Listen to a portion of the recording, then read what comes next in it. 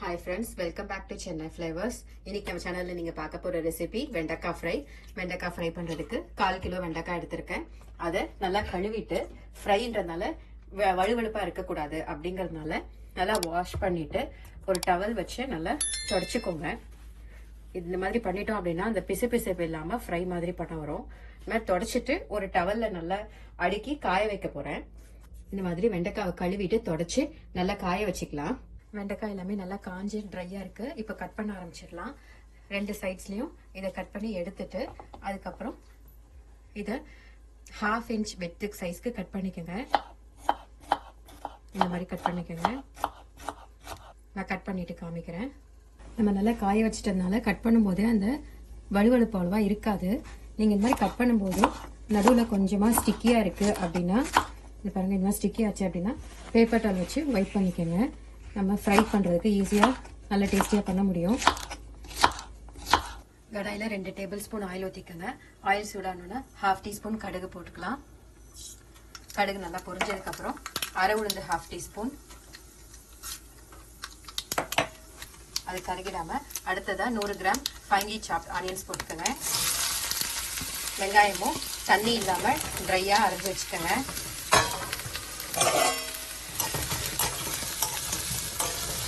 நான் இந்த ஸ்டேஜ்லேயே உப்பு போட்டுற போகிறேன். உப்பு போட்டுட்டு ஹை ஃப்ளேம்லேயே வச்சு மிக்ஸ் பண்ணிக்கோங்க. 2 மினிட்ஸ் சாட்டே பண்ணிக்கலாம். 2 நிமிஷம் சாட்டே பண்ணிவிட்டு அடுத்ததாக நம்ம கட் பண்ணி வச்சுருக்கிற வெண்டைக்காய் போட்டுடலாம்.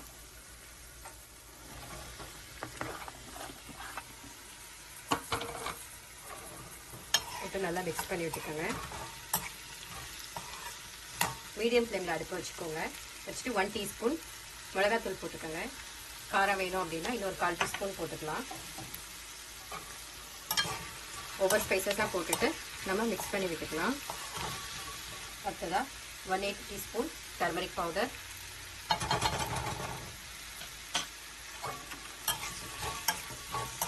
அடுத்ததாக 1/4 டீஸ்பூன் கொரியாண்டர் பவுடர்,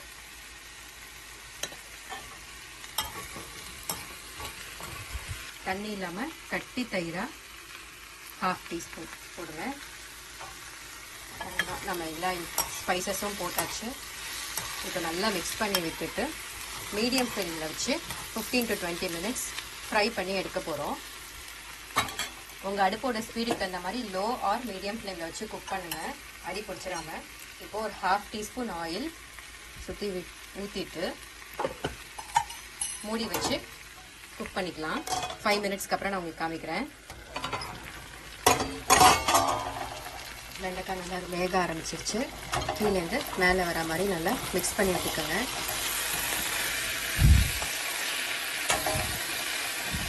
வெண்டைக்காய் வெந்துருச்சு. இதுக்கப்புறம் எந்த அளவுக்கு உங்களுக்கு ஃப்ரை வேணுமோ அவ்வளோ நேரம் 5 to 10 மினிட்ஸ் லோ ஃப்ளேமில் வச்சு ஃப்ரை பண்ணி குக் பண்ணி எடுத்துக்கலாம். நான் இப்போ லோ ஃப்ளேமில் குக் பண்ணிக்கிறேன். வெண்டைக்காய் ஃப்ரை ரெடி. ஸ்டிக்கியாக இல்லாமல் மொறுமொறுன்னு வெண்டைக்காய் fry ready. Do try this recipe and stay connected with Chennai Flavors. Thank you.